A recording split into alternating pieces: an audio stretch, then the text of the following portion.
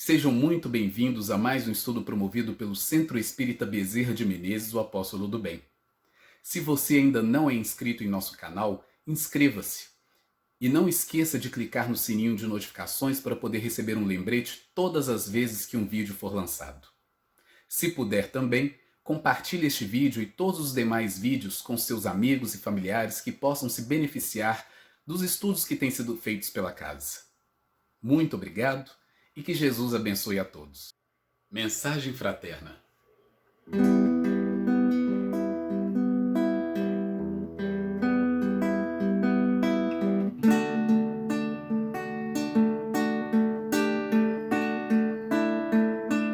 Meu irmão, tuas preces mais singelas são ouvidas no espaço ilimitado, mas sei que às vezes choras consternado ao silêncio da força que interpela.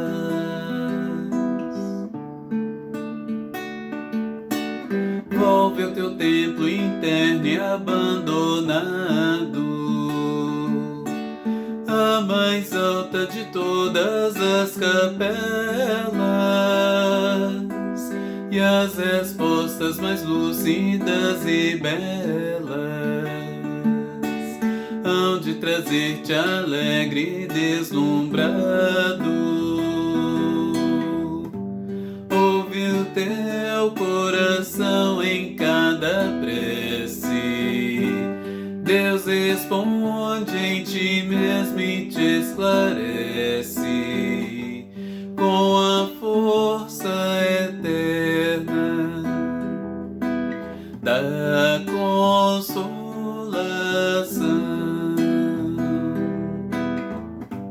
Compreenderás a dor que te domina sob a linguagem pura e peregrina da voz de Deus em luz de redenção, da voz de Deus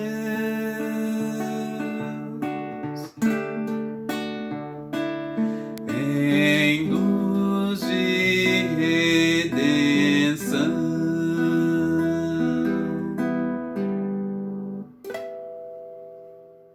Querido Mestre Jesus, nós agradecemos por mais esta noite, mais esta oportunidade de aqui nos encontrarmos, a fim de estudarmos, a fim de reharmonizarmos as nossas energias, a fim de colocarmos as nossas mentes e os nossos corações em sintonias mais elevadas.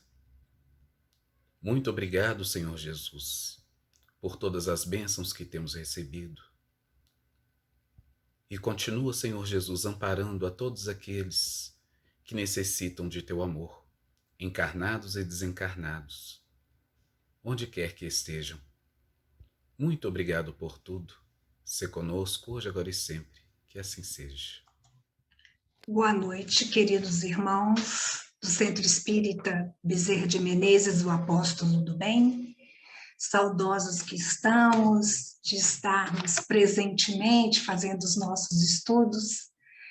E hoje nós vamos estudar o óbolo da viúva, ou a oferta da viúva pobre, que se encontra no Evangelista Marcos, capítulo 12, versículos de 41 a 44, e Lucas 21, de 1 a 4. Essa passagem é uma passagem como todas as outras, trazem para todos nós aquela viagem íntima de nos perguntar o que nós estamos fazendo das nossas vidas e com relação ao nosso próximo, o que nós estamos dando, não só ao nosso próximo, mas o que nós estamos contribuindo para esse planeta maravilhoso, o qual nos é dada a oportunidade de aqui aprendermos, de aqui crescermos, evoluirmos e seguirmos a nossa trajetória enquanto espíritos imortais que somos. Então, vamos ler a passagem. Na Bíblia Thompson, é titulado como a oferta da viúva pobre. Estando Jesus assentado diante do gasofilácio, observava a maneira como o povo lançava o dinheiro. Muitos ricos depositavam grandes quantias. Vindo, porém, uma viúva pobre, lançou 2 pequenas moedas correspondentes a um quadrante. Chamando os discípulos, disse-lhes Jesus: em verdade vos digo que esta viúva pobre depositou no gasofilácio mais do que todos os ofertantes. Todos deram do que lhes sobrava, mas esta, da sua pobreza, deu tudo o que tinha, todo o seu sustento. A viúva pobre é uma passagem bíblica que conta a história de uma senhora já com uma idade avançada, né? E pobre, muito pobre, com as características que ela se apresentava, chamou a atenção porque adentrar o templo e ofertar do que tinha já chamava a atenção. Então, ela chega ali e doa 2 pequenas moedas. Uma mulher, naquela época sozinha, já chamava atenção e já era motivo de ser discriminada. A mulher, naquela época, não tinha a representatividade que hoje nós estamos buscando, que nós estamos conseguindo a duras penas. Mas, aos poucos, né, a mulher está tendo o seu lugar, lutando bravamente, né? Mas mulher já era de menos valia, já era colocada quase como um objeto, né? E pobre e sozinha, nenhum templo, o templo geralmente era um lugar onde os homens frequentavam, né? Não era um lugar de mulher. A mulher ficava em casa, no máximo ia buscar a água no poço para sustentar a sua família. Então, adentra aquela mulher, uma viúva pobre, e mulher ainda viúva e pobre, vamos ver o peso que essa mulher enfrentou neste momento diante dos olhares daqueles fariseus que ali frequentavam, que ali ficavam e que ali estavam doando grandes quantias. E o que ela doa corresponde, essas 2 moedas que ela doa, correspondem a um quadrante que é uma moeda de cobre, uma moeda romana, que correspondia a 1/4 do asse, ou ceitil, ou 1/64 do denário. O denário é uma pequena moeda de prata, podia ser de ouro também, que era de maior circulação ali no Império Romano. Acredita-se que o denário correspondia ao salário quer dizer o que o homem ganhava, o trabalhador recebia ali por aquele dia de trabalho. Era o que ele recebia naquele exato dia que ele trabalhou. Então, ao salário diário desse trabalhador. E cujo valor permitia esse um denário, permitia a aquisição de 8 quilos de pão, e ele saía feliz, né? Nós vamos lembrar aqui da passagem dos trabalhadores da vinha, e quando o dono da vinha vai acertar com os trabalhadores, aqueles que foram trabalhar mais cedo, de madrugada, no meio-dia, na tarde, e os últimos que chegam recebem o mesmo salário. Lembra? E que o pessoal fica indignado, aqueles que chegaram mais cedo e achavam que todos deveriam receber que cada um deveria receber de acordo com as horas trabalhadas, e aqueles das últimas horas deveriam receber menos. Olha aí como que a gente raciocina com relação ao nosso próximo, né? Então, essa moeda, ela representava ali muito pouco, né? E a moeda, essa invenção da moeda redonda, ela veio muito depois, porque durante séculos a humanidade comprou, vendeu, negociou sem dinheiro, né? Como que eles faziam? Através de um sistema de troca, ou seja, mudar uma mercadoria por outra. Mas era uma operação muito desconfortável e às vezes muito difícil de finalizar, porque eram feitos com os bens que cada um tinha e faziam aquelas trocas, né? Estes bens eram muitas vezes variados e ao longo dos séculos era tabaco, cerveja, óleo, vinho, sal, tecidos, né? Animais, sementes e até mesmo mulheres. As mulheres eram trocadas, os escravos, né? Mas entre todos esses bens, os metais prevaleceram. Devido à facilidade de transporte, de sua simples conservação e de dividi-los sem dificuldade, né? Essa facilidade de transporte não é tão bem assim não, porque metal pesa, né? Pesa bastante.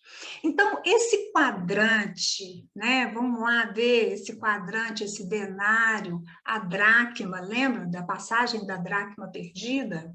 Então, a dracma era uma pequena moeda grega, né, que tinha valor também ali na terra de Jesus, onde os romanos dominavam, né?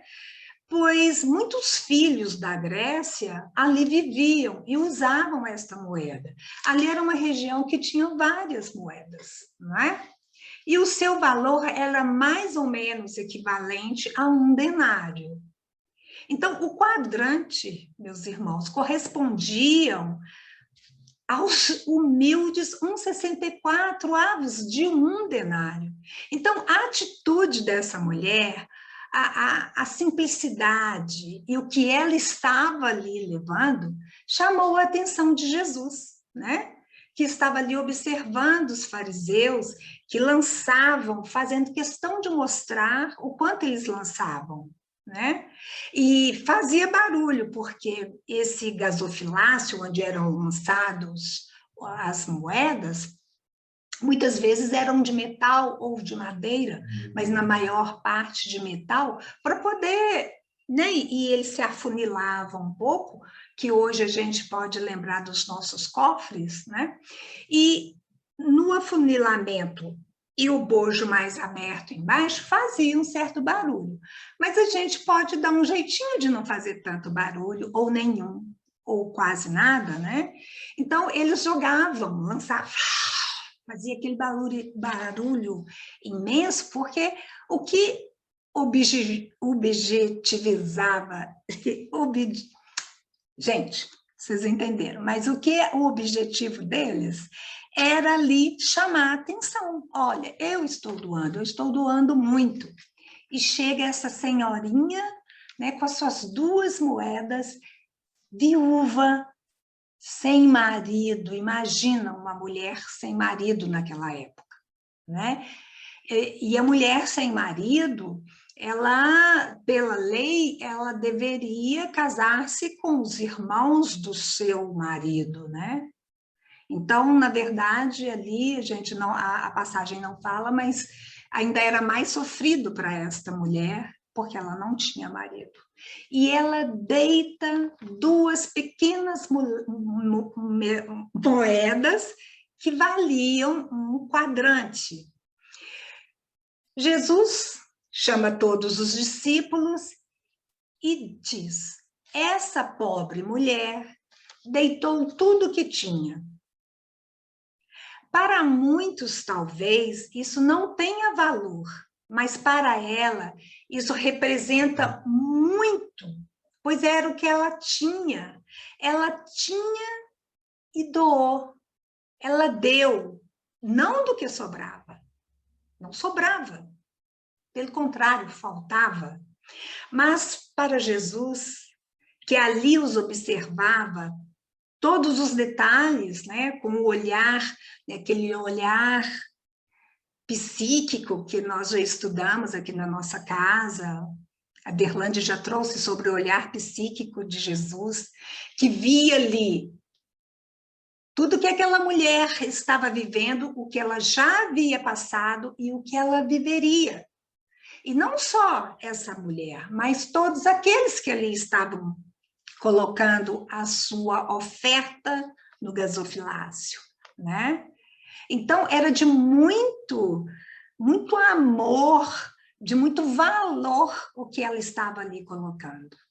E as nossas doações do coração, elas são vistas, né? São essas que nos engrandecem, não porque a gente vai receber porque doou, ou vamos garantir um terreno no céu. Não, é porque quando nós doamos, nós recebemos do nosso próprio espírito, do nosso próprio corpo, que libera ali os hormônios do bem-estar, né? As endorfinas, as encefalinas, as noradrenalinas. Então, assim, todos aqueles hormônios que recompõem, que ajudam no metabolismo do nosso corpo físico, mental, do nosso corpo emocional. Então, por isso que na oração de São Francisco é dando que se recebe. É porque recebemos mesmo, não é? Então, ela chega ali e dá da sua pobreza, né? Da sua escassez material, da sua necessidade, do seu sofrimento. Ela deitou todo o que tinha, todo o seu sustento, né? Isso nos lembra, numa campanha do Quilo, que não batemos na casa de uma senhorinha, porque ela é tão simples, tão humilde, ela precisava até receber a cesta que é doada nas casas espíritas, e na nossa casa também tem esse trabalho. E aí, quando nós já estávamos um pouco mais à frente, elas... Ei, espera aí, você não bateu lá em casa? Aqui, veio trazendo um saquinho já que havia usado um pouco do alimento, mas deu aquele pouquinho, aquele saco já aberto e amarradinho. Olha o óvulo da viúva. Aquilo emocionou, nos chamou a atenção e puxou a nossa orelha, né? E o que é isso, né? Deitar todo o seu sustento, como é que é isso? Como é que é essa obra, né? Tem um autor americano, Alan Lux, que ele tem um livro que chama O Poder Curativo da Caridade para a Saúde. Então, nós sabemos que quando nós doamos, quando nós olhamos, nós ouvimos, nós fazemos a barba de alguém, escrevemos uma carta, respondemos uma mensagem com carinho, né? Aquilo vai chegar lá, vai mover as células íntimas dessa pessoa de gratidão e volta centuplicado para nós, né? Então, aqui nós entendemos que a obra como forma de vida é o que a gente precisa entender como um projeto de cada um de nós, né? De cada espírito, cada individualidade se formando para multiplicar, dar o exemplo, fazer com que isso vire a tal chamada corrente do bem, né?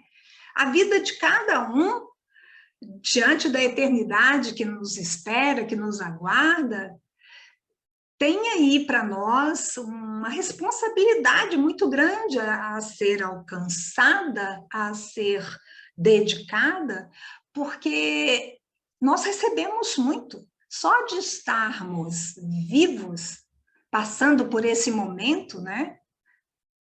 Nós já estamos ganhando demais, né? Nós já estamos recebendo muito. Então, tudo que nós olhamos em forma de obra em favor do outro, obra como uma forma de vida, essa dedicação diz respeito às leis divinas, não é? E onde que está escrito a lei de Deus? Está escrito lá, a gente tem que todo dia conferir se a gente está seguindo a lei. Santo Agostinho nos recomenda, né, todos os dias listarmos ali o que conseguimos fazer em prol do nosso e do bem do outro, e o que ainda não conseguimos para fazer no dia seguinte. É ter dentro de nós o não resistais ao mal, né? Não bater de frente, não ser tão reativo, né? É aceitar com a razão e a resignação, a aceitação com o coração, né? Então, como nós vamos lembrar de atuar em favor do outro na simplicidade? Porque muitas vezes o que nos pega, e essa passagem traz claramente, é que nós queremos aparecer o que nós não somos, não é? A gente quer passar uma ideia, uma imagem que nós estamos muito longe de ser. Nosso Pai nos conhece pelo nome, não é?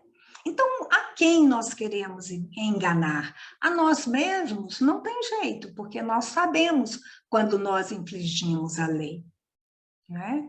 Nós sabemos quando nós estamos desrespeitando a nós mesmos e ao próximo. No Evangelho segundo o Espiritismo, no capítulo 13, onde está inserido essa passagem, Kardec colocou como um presente, né? Ali naquele capítulo, além dos vários presentes que nós recebemos nesse capítulo, daqui a pouco nós vamos falar disso. Então, não saiba a sua mão esquerda o que dá à direita. Kardec vem trazendo sobre a simplicidade do doar, né? E ele discorre ali sobre a caridade material e a caridade moral. Nós vamos encontrar a irmã Rosália nos ensinando como é isso, né? E ali nós vamos ser presenteados por várias outras mensagens nas instruções dos espíritos, que nós vamos ter ali a mensagem de um espírito protetor que vem alertando para a gente, nos mostrando que há várias maneiras de fazer a caridade, né? Que a caridade não exige material, não exige dinheiro, não exige que a gente espere um aumento de salário quando eu aposentar, quando eu conseguir receber aquela herança, né? Quando eu receber aquele precatório. Então, não, nós vamos encontrar lá também São Vicente de Paulo fazendo a referência sobre a beneficência, e depois nós vamos ver que São Vicente de Paulo teve aí uma passagem muito interessante pela França, né?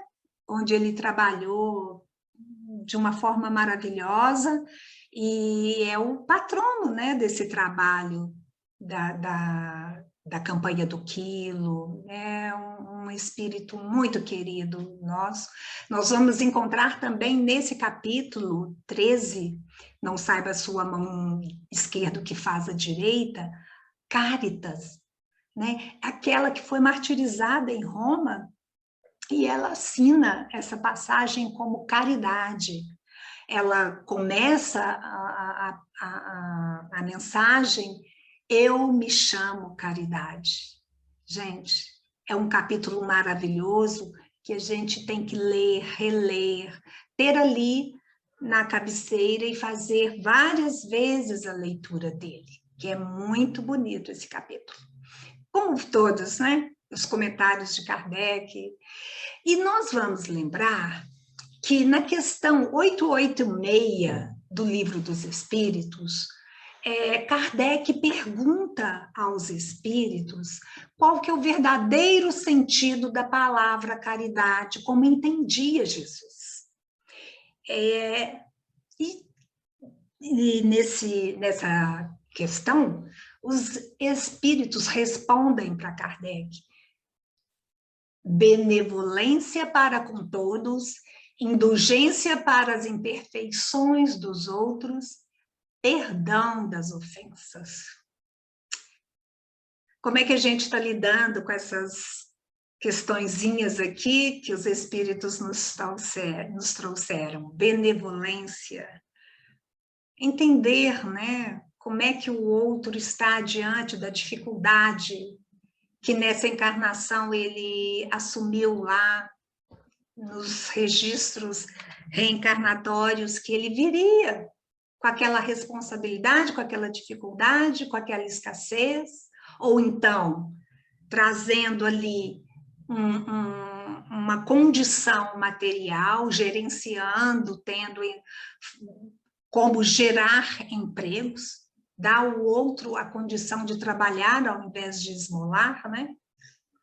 Nós sermos indulgentes com aqueles que ainda, como nós, espíritos imperfeitos que somos, e muitas vezes a gente exercita a imperfeição com muita categoria, né? E perdão das ofensas. Precisamos perdoar a nós mesmos, né? E perdoar aquele que nos ofende. Bom, tem muitos que já falam assim: eu não me senti ofendido, né? Nós vamos chegar lá. Então, Kardec comenta nessa resposta, na 886, que a verdadeira caridade é sempre bondosa e benévola. Está tanto no ato como na maneira como é praticado, né? Na maneira que é praticado. Duplo valor tem um serviço prestado com delicadeza. É claro, né, gente? Se a pessoa me pede um prato, eu falo: peraí que eu vou buscar. Já é assim. Aí chego e entrego. Tá, eu estou atendendo ali a necessidade, né? Porque ele está com fome. Mas eu preciso ser dura, áspera. Aquela pessoa que ali está me pedindo, ela tem alguma coisa a ver com o meu mau humor, com a minha oscilação de humor? Com as minhas questões com familiares, ou com o meu trabalho, ou com o meu investimento que não deu certo, não é? Então, duplo valor tem um serviço prestado com delicadeza. Se o for com altivez, pode ser que a necessidade obrigue quem o recebe a aceitá-lo, mas o seu coração pouco se comoverá. Então, Kardec continua falando assim: o amor e a caridade são complementos da lei de justiça. Então, a caridade é lei, ela está na lei divina, não é? Nós não estamos fazendo isso porque somos bonzinhos, não. Está na lei. Pois amar o próximo é fazer-lhe todo o bem que nos seja possível e o que desejáramos que nos fosse feito. Tal o sentido desta palavra de Jesus: amai-vos uns aos outros como irmãos. Então, quando eu vou ali entregar um agasalho, ou mesmo ensinar algo para aquele que está necessitado e me pedindo ajuda, que eu tenha delicadeza, né? No Evangelho mesmo, nós vamos encontrar a afabilidade e a doçura. Que aqui em casa, quando as meninas estão meio ríspidas, eu falo: olha a afabilidade e a doçura, e elas já reproduzem, já replicam isso, porque desde pequenas eu falo: e a afabilidade e a doçura? Então, ainda continuando na terceira parte, onde nós lemos a questão 886, né? Quando trata, Kardec traz ali as leis morais, né? Da lei de justiça, amor e caridade, a caridade e amor ao próximo, nós vamos ainda continuar ali lendo a questão 888.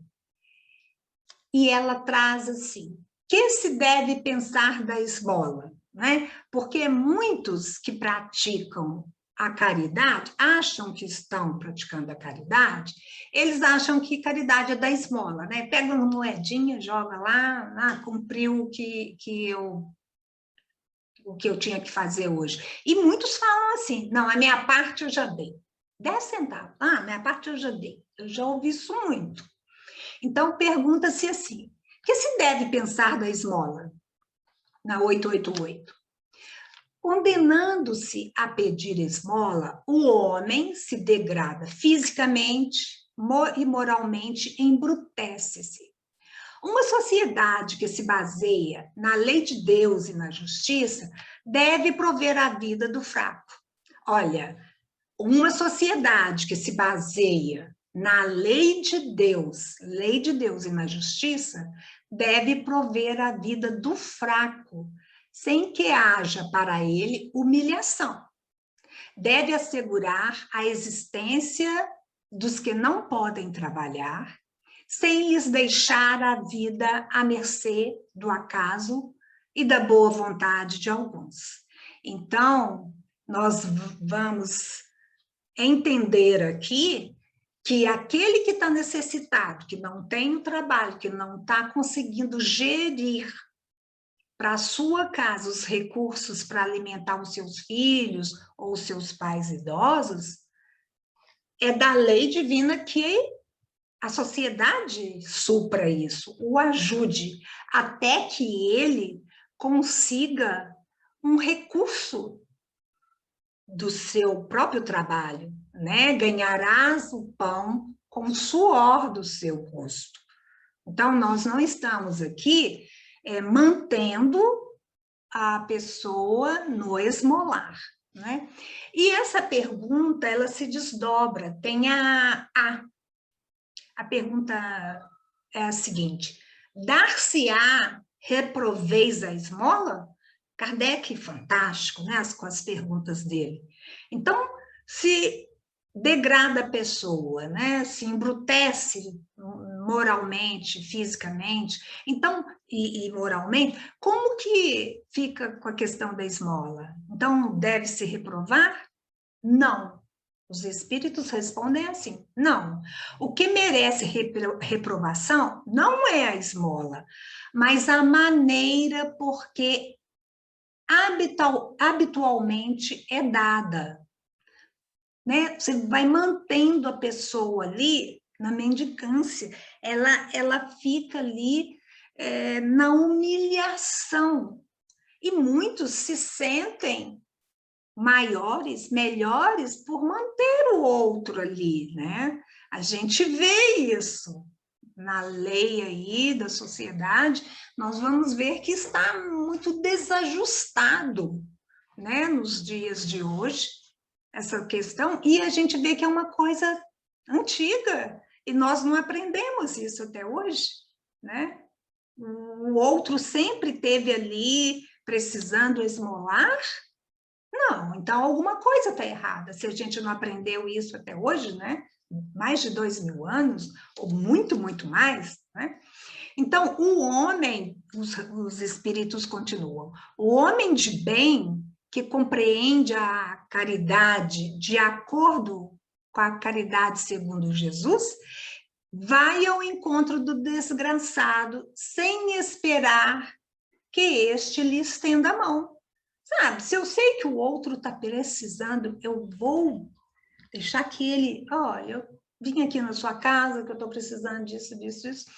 Graças a Deus que neste momento que nós estamos vivendo, e não é só no nosso país, é uma questão, né, do nosso mundial, em que as pessoas estão se mobilizando, né, se unindo para fazer as campanhas em prol daquele que está desempregado, em prol daquele que não está conseguindo ir à escola, né? Outro dia eu vi um rapazinho que ele recolhe do lixo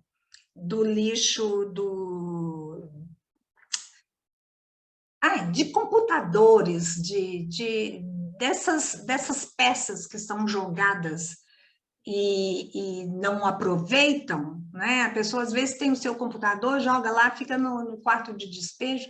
Então ele tem onde ele mora, ele já é conhecido por buscar essas peças e montar computadores, notebooks para os meninos que os pais têm baixa renda e estão hoje precisando de computador para aula online.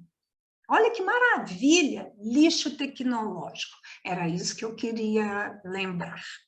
Então, ele busca esse lixo e monta computadores, monta aparelhos para a necessidade do outro. Muito bacana mesmo, né? E quem comenta nessa questão 888 do Livro dos Espíritos, e olha como que a coisa se encadeia, né? No capítulo 13 do Evangelho segundo o Espiritismo, que Kardec aproveita a passagem do óbolo da viúva, nós falamos aqui que tem a mensagem de São Vicente de Paulo, né, de Cáritas, de um espírito protetor. Então, tem vários presentes ali com essas mensagens, e aqui também é São Vicente de Paulo que faz uma complementação nessa questão que Kardec leva aos espíritos e recebe a resposta. Então, que a caridade que devemos fazer é aquela como Jesus nos recomenda. Então, peguei só um trechinho, porque depois nós vamos pegar a questão 886, 887, 888 e e ler essa complementação, esse comentário de São Vicente, que é muito enriquecedor. E dá, sabe, gente, um clique na nossa mente, no nosso coração, no nosso íntimo, nos impulsiona.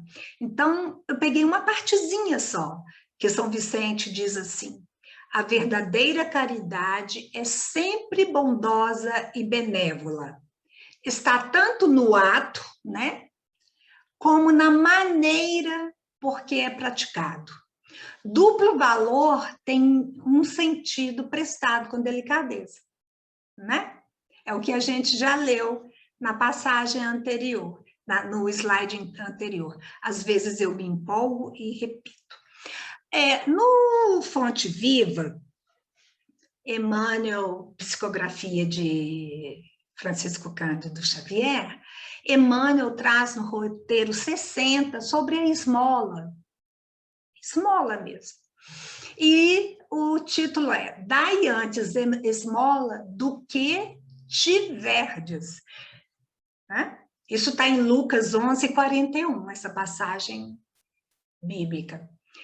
E eu peguei um trechinho só, porque depois a gente vai pegar e estudar. É uma coisa para se estudar.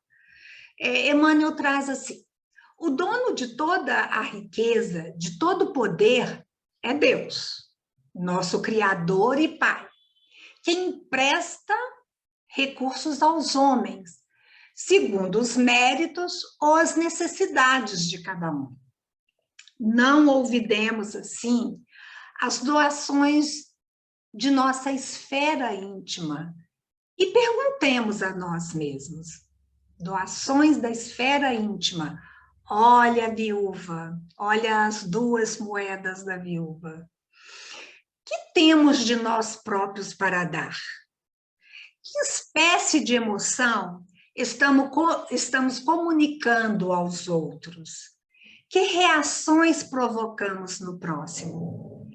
Que distribuímos com os nossos companheiros de luta diária? Qual o estoque dos nossos sentimentos? Que tipo de vibração espalhamos? Olha bem o questionamento de Emmanuel, trazendo para dentro de cada um de nós, para a nossa individualidade. Né? Vamos perguntar para nós mesmos, né? Que estoque de sentimento está aqui? Quando eu estou sozinho lá lavando a minha louça, o que eu estou pensando? Né? Quando eu estou me preparando para uma tarefa, o que eu tenho em mente? O que eu espero daquela tarefa? Eu espero dar de mim o melhor, não é? E lá em cima ele fala assim, o dono de toda a riqueza, de todo o poder é Deus, nosso Criador e Pai, né? Que nos empresta recursos, né? Segundo os méritos e a necessidade de cada um. Às vezes a gente se apega muito a essa questão de mérito, né? E se nós estamos aqui, vamos pensar aqui, num planeta que é um planeta de prova e de expiações. Se nós reencarnamos num planeta desse e num país como o nosso, aí a gente pergunta para nós mesmos, que mérito nós temos, não é? Porque quando eu estou usando dos recursos e a riqueza e o poder que o Criador me empresta, nos cedeu para que a gente aqui, né, vão lembrar da parábola dos talentos, para que a gente multiplique, né, nosso sentimento, o nosso intelecto, o nosso olhar para o outro. Então, nós estamos aqui lidando com um empréstimo, né? E esse empréstimo nós temos que devolver, não é? O que a gente pede emprestado, olha, me empresta aí o seu livro. Muitas vezes a gente não recebe ele de volta, mas tudo bem, livro. Mas me empresta. Se eu pedir emprestado, eu vou devolver. E como que eu devolvo para o Pai Criador o que ele nos deu por empréstimo? Né? Então, muitas vezes, a gente está na prática da caridade achando que ali eu estou fazendo e que eu vou receber muito. Nós já angariei um lugar lá no céu. Né? Tem um livro do André Luiz, Psicografia de Chico Xavier, parece que é Missionários da Luz, em que o irmão, né, desencarna e está, né, já no plano espiritual, e ele, junto do mentor, olha a terra lá embaixo e ele pensa, olha, eu não quero voltar mais, eu agora só quero aprender, mas daqui para cima. E ele vê, neste momento, luzes, muitas luzes descendo rumo à terra, muitas luzes, aquela coisa bonita. E aí ele pergunta, né, o que é aquilo para o mentor? O que é aquilo? Aí ele fala assim, são os trabalhadores da luz que estão descendo, são os colaboradores do Cristo, os fiéis colaboradores do Cristo, descendo a terra, porque é lá que está a grande necessidade dos que ali habitam, dos que ali estão reencarnados. Então, eles estão indo para lá. Gente, olha a lição. E muitas vezes a gente está querendo tarefas altas quando a vassoura está ali nos esperando, numa casa espírita ou em qualquer lugar que nós estamos, né, residindo ou mesmo visitando. Às vezes a gente chega como visita e a pessoa tem uma dificuldade até colocar uma mesa e a gente acha que tem que ser servido. Hello, não é? Como é que é isso? Então, muitas vezes, nós não estamos angariando créditos, não. Nós estamos simplesmente devolvendo, não é? Eu estou ali nivelando só. O crédito é quando eu vou fazer mais. E temos que fazer muito mais mesmo, né? Então, a lei da caridade, a lei divina, nós precisamos entender que se tudo isso nos é dado por empréstimo e que a caridade é Deus, nosso Pai, que nos oportuniza dinamizar esses recursos que Ele nos oferece, né? Isso segundo o nosso livre-arbítrio. Então, está ali a viúva pobre, deitando as suas duas moedas com sentimento, com carinho e entendimento, porque ela sabe que aquelas moedas serão multiplicadas junto com as outras ali em favor do outro, né? Então, o nosso livre-arbítrio está aí, dinamizando essas oportunidades que o Cristo, que Deus nos concede, o nosso Pai, né? Enquanto outros estão lá lançando e fazendo barulho. Em algumas escrituras falam que em determinados templos tinha até uma sirene para falar que aquele doou, não é? E aí a gente fica pensando assim, o que essa mulher, essa pobre viúva, já trazia dentro de si, né? Aí a gente, quando vai olhar bem profundamente para essa passagem, para essa viúva, ela traduz para todos nós a regra do bem proceder, do que não fazer, né? E a gente lembra aqui das bem-aventuranças, né? De Jesus lá, trazendo para nós bem-aventurados os pobres de espírito, bem-aventurados os mansos, bem-aventurados os pacíficos, e vai descerrando para todos nós. Bem-aventurados sejam todos, porque a lei alcança todos, né? Eu sei as bem-aventuranças todas, mas tem um momento, gente, que some tudo, foge tudo. Daqui a pouco a gente lembra, porque é uma maravilha, né? Então, Jesus, nosso mestre, proferiu essas lições de conduta material, de conduta moral, nos dando ali um roteiro, uma orientação de como alcançar o reino dos céus, né? Que é uma condição íntima e pessoal, né? A gente fica sabendo de coisas assim, de casos de Chico Xavier, né? E seus lindos casos. Tinha um irmão que era doido para conhecer Chico Xavier, trabalhava, militava nas tarefas espíritas, e quando ele chega e conhece Chico, ele fica tão emocionado que ele leva aquele gesto para ajoelhar, e Chico fala para ele, olha, não ajoelha não, porque se você ajoelhar, eu tenho que deitar. Então, a gente vai trazendo aqui para o nosso entendimento, para a nossa mente, para os momentos que a gente tem com a gente mesmo, e que são momentos que é só entre o Criador e nós, né?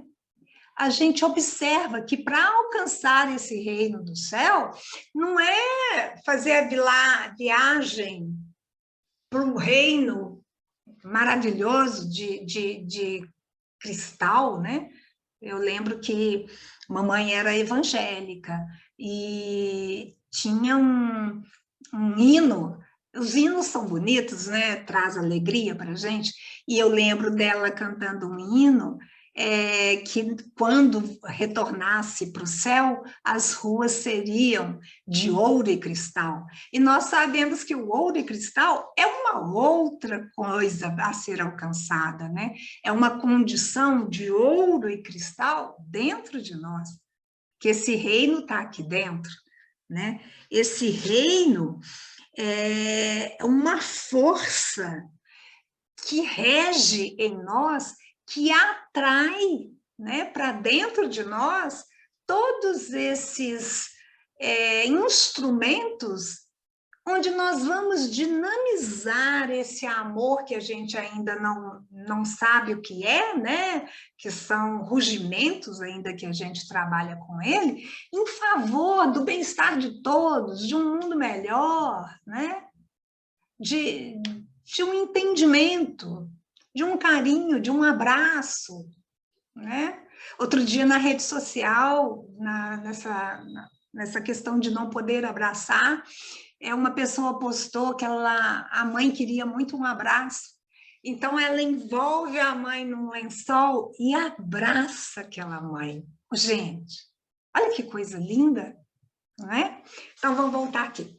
Então a caridade deve ser uma conquista, né, de cada um de nós. A gente começa aos poucos mesmo, vai para a campanha do que a mãe exige, que a mãe põe ali, não, levanta, vai, e depois isso fica espontâneo, né? Eu lembro da minha netinha que ela gostava tanto de ir para as reuniões domingo de manhã para o centro, para o Bezerra comigo, que aí às vezes, quando era um feriado ou qualquer outro dia que ela dormia na minha casa, ela falava assim ao acordar: vovó, tem cento? Então, assim, ela já estava condicionada que dormiu na casa da vovó, vai acordar e vai para o centro, de tanto que ela gostava. Pois é. Então, gente, essa caridade é uma questão tão bonita e tão justa diante da sociedade, diante do próximo, diante daquele que está necessitado, e é uma coisa que vem lá de trás, né? Quando nós pegamos no Velho Testamento e a gente vai estudar, nós vamos encontrar lá em Números, em Deuteronômio, falando que a lei, o hebreu já conhecia a caridade como lei, né? Então, aquele que praticava a caridade era considerado o justo. E aquele que é justo, ele trabalha, ele obra na justiça, né? E a lei divina e justiça para ele é mais ou menos um sinônimo, né?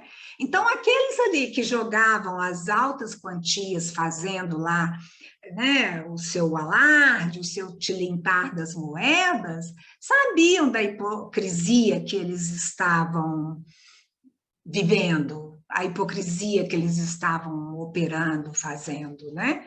Porque nós vamos encontrar em Mateus 23, no versículo 5, Jesus falando assim: tudo o que fazem é para serem vistos pelos homens. Então, ele estava falando ali do povo, dos fariseus. E depois nós vamos ver lá no Velho Testamento, que já trazia, né, a lei, Moisés, Jesus, Deus já tinha falado para Moisés sobre isso. Tudo o que fazem é para serem vistos pelos homens. Alargam os seus filactérios e alongam as franjas das suas vestes. Então, aqui está falando dos velhos hábitos que a gente vai conservando, o formalismo, né? O orgulho e a vaidade, a mania de exibição, aqueles velhos costumes, né, farisaicos que levavam à repetição, né, dos atos, né? Era mais um ritual, né? E no versículo 23, lá na frente, o 5 fala desses filactérios e franjas nas vestes, nós vamos explicar o que vem a ser os filactérios. Fala no 25, no versículo 25, fala: ai de vós, mestres da lei, fariseus, hipócritas, limpais o exterior do copo e do prato, mas o interior está cheio de roubo e imoralidade. Então, estava falando que estavam ali, na exibição, né? Mas por dentro, onde que está as duas moedas? Né? Filactério meus irmãos, vocês devem ver em filmes e mesmo em documentários, eram aquelas tiras, né? Onde ali estavam contidas as leis de justiça, e eram colocadas aquelas fitas no braço, muitas vezes do lado esquerdo, próximo ao coração, não é? Porque próximo ao coração vai dizer ao sentimento. Então, são uns estojinhos que o judeu usa, e ali tem os versículos, não é? Ali dentro tem contido os preceitos da lei de justiça. São os versículos, são umas caixinhas de couro que amarra na testa e o resto da faixa no braço, para lembrar de cumprir a lei, para lembrar que está dentro da lei, né? Então, em Êxodo 13, versículo 9, está exatamente assim: quando Deus mandou que a sua palavra estivesse na testa e nos braços, queria que ela dirigisse os seus pensamentos e as suas ações. Então, o filactério é esse estojinho, né? Olha bem como a lei de justiça, de caridade, né? O pensamento e o coração. E não é isso que essa mulher está deixando ali com as duas moedas? Não é isso que essa passagem vem trazendo para nós? E o que acontece nos dias de hoje? O filactério é para ser usado durante as preces, durante as orações, durante o momento de entrega para Deus, e não exibindo. E os fariseus faziam assim, usavam esses estojinhos, o filactério, como exibição, era quase um acessório, né? Um enfeite. E as franjas, porque as franjas elas eram para lembrar as franjas das roupas, porque na oração coloca ali aquele manto, né? E as franjas ali, elas são contidas nas suas linhas, né? As 613, os 613 preceitos da Torá. Então, o que está contido na lei. Então, o estojo, o filactério e as franjas da roupa, das vestes, eram para que eles estivessem ligados ao real sentido da lei, de seguir a Deus e os ensinamentos. E dentro da lei, a lei de justiça, a lei de caridade. Em Números, no Velho Testamento, Números capítulo 15, versículo 37 a 41, vai falar sobre as bordas das vestes. Disse o Senhor a Moisés: fala aos filhos de Israel e dize-lhe que por todas as gerações façam franjas nas bordas das vestes e ponham nas bordas das vestes um cordão azul. Tereis essas franjas para que, vendo-as, vos lembreis de todos os mandamentos do Senhor para os cumprirdes. E não sigais vosso coração nem vossos olhos, com os quais andeis adulterando. Então, vos lembrareis de cumprir todos os meus mandamentos e sereis consagrados ao vosso Deus. Eu sou o Senhor, o vosso Deus. Eu vos tirei da terra do Egito para ser o vosso Deus. Eu sou o Senhor, o vosso Deus. Então, aqui está falando das bordas, das franjas, para lembrar de seguir os mandamentos do Senhor, porque sabe que os olhos e o coração nos traem, né? Os olhos não são o espelho da alma, né? E nós, voltando para essa prática de justiça, da justiça, no capítulo 6 de Mateus, no versículo de 1 a 4, e Kardec também aproveita esses versículos, essa citação, no capítulo 13, não saiba a vossa mão esquerda o que dê a mão direita, o fazer o bem sem ostentação, Kardec traz lá a prática da justiça, né? E a passagem diz exatamente assim: guardai-vos de praticar as vossas obras diante dos homens, para serdes vistos por eles. Guardai-vos de praticar as vossas obras diante dos homens, para serdes vistos por eles. Se o fizerdes, não tereis recompensa junto ao vosso Pai que estais nos céus. Portanto, quando deres esmola, não façais tocar as trombetas diante de ti, como os hipócritas nas sinagogas e nas ruas, para serem glorificados pelos homens. Em verdade vos digo que já receberam as suas recompensas. Em Mateus, continuando, né, no versículo 3 e 4, ele continua: quando, porém, tu deres esmola, não saiba a vossa mão esquerda o que faz a tua mão direita, para que a tua esmola seja dada secretamente. É entre mim e o Criador.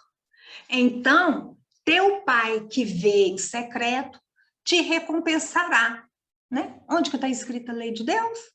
A questão 621, que Kardec pergunta aos espíritos, né? E eles vão responder na nossa consciência, de acordo com o que cada um entende, né?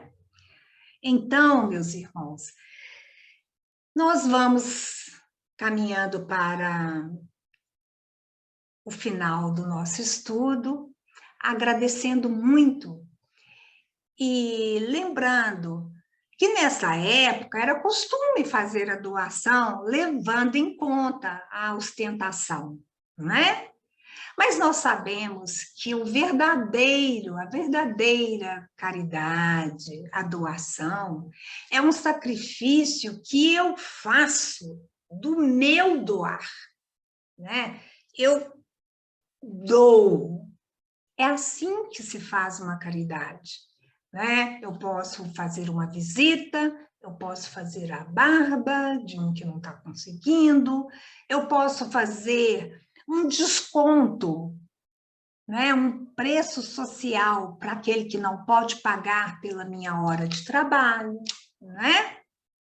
Então, vamos lembrar de todos esses irmãos que vieram, né, de outros orbes para nos ensinar a verdadeira caridade, para ajudar no progresso moral e espiritual e material do nosso orbe, do nosso planeta, do nosso país, né?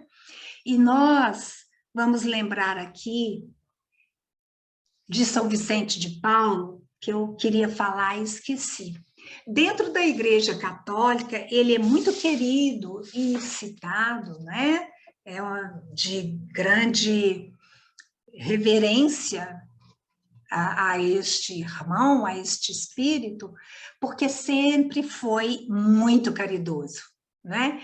E dentro da igreja e do povo francês, onde ele estava ali inserido, em uma época de grande dificuldade, né, que a França estava passando, conta-se que ele atuava também junto aos condenados. E quando a gente está falando de esmola, não é esmola, é a caridade, a doação para que o outro se promova. Ele tinha um trabalho junto aos condenados, né, que eram os condenados a remar lá nas galés, né? Vamos lembrar aqui de Paulo e Estevão e de vários outros, que os condenados eram obrigados, né, como escravos ali, a remar para que o outro se deslocasse nas grandes distâncias marítimas. Então, ele tinha um trabalho muito querido junto a esses condenados remadores, né? E em ação, em testemunho, né? Doando, ensinando e buscando ali a promoção de cada condenado daquele, né? É o trabalho que muitos irmãos fazem nos presídios, né? Então, ele chegou, com a ajuda de uma rainha, a fundar uma escola. Nós podemos depois estudar isso mais a miúde, né? E isso causou um grande